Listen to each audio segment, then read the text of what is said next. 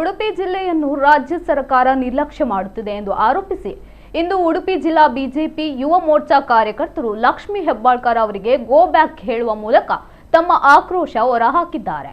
ಜಿಲ್ಲಾ ಉಸ್ತುವಾರಿ ಸಚಿವೆ ಲಕ್ಷ್ಮಿ ಹೆಬ್ಬಾಳ್ಕರ್ ಅವರು ಇಂದು ಉಡುಪಿ ಜಿಲ್ಲಾ ಪ್ರವಾಸದಲ್ಲಿದ್ದಾರೆ। ಬೆಳಗ್ಗೆ ಉಡುಪಿಯಿಂದ ಮಣಿಪಾಲಕ್ಕೆ ಸಚಿವೆ ಕೆಡಿಪಿ ಸಭೆಗೆ ಆಗಮಿಸುವಾಗ ಬಿಜೆಪಿ ಯುವ ಮೋರ್ಚಾ ಸದಸ್ಯರು ತಮ್ಮ ಅಸಮಾಧಾನವನ್ನು ವ್ಯಕ್ತಪಡಿಸಿದರು। ಹೆಬ್ಬಾಳ್ಕರ್ ಅವರು ಅಪರೂಪಕ್ಕೆ ಎಂಬಂತೆ ಜಿಲ್ಲೆಗೆ ಬರುತ್ತಿದ್ದಾರೆ, ಈ ಮೂಲಕ ಜಿಲ್ಲೆಯ ಜನರ ಸಮಸ್ಯೆಗಳನ್ನು ನಿರ್ಲಕ್ಷ್ಯ ಮಾಡುತ್ತಿದ್ದಾರೆ ಎಂಬುದು ಯುವ ಮೋರ್ಚಾ ಕಾರ್ಯಕರ್ತರ ಆರೋಪವಾಗಿದೆ। ಇದಕ್ಕೂ ಮೊದಲು ಬಿಜೆಪಿ ಯುವ ಮೋರ್ಚಾ ಸಚಿವೆಗೆ ಕಪ್ಪು ಬಾವುಟ ಪ್ರದರ್ಶನ ಮಾಡುವ ಯೋಜನೆ ಹಾಕಿಕೊಂಡಿತ್ತು। ಈ ಹಿನ್ನೆಲೆಯಲ್ಲಿ ಮಣಿಪಾಲದ ರಜಾತಾದ್ರಿಯ ಮುಂದೆ ಸಾಕಷ್ಟು ಸಂಖ್ಯೆಯಲ್ಲಿ ಪೊಲೀಸರನ್ನು ಭದ್ರತೆಗಾಗಿ ನಿಯೋಜಿಸಲಾಗಿತ್ತು। ಕೊನೆಗಳಿಗೆಯಲ್ಲಿ ಸಚಿವೆಗೆ ಕಪ್ಪು ಬಾವುಟ ಪ್ರದರ್ಶನ ಮಾಡುವ ಬದಲು ಗೋ ಬ್ಯಾಕ್ ಲಕ್ಷ್ಮಿ ಅಕ್ಕ ಎಂದು ಯುವ ಮೋರ್ಚಾ ಸದಸ್ಯರು ಜೋರಾಗಿ ಕೂಗಿದರು।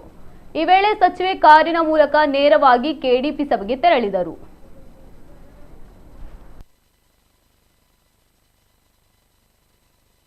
ಜಿಲ್ಲೆಗೆ ಬರುತ್ತಿರುವ ಉಸ್ತುವಾರಿ ಸಚಿವರಿಗೆ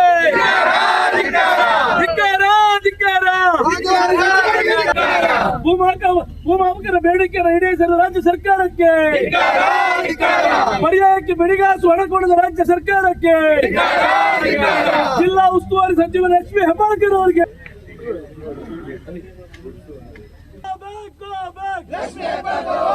Go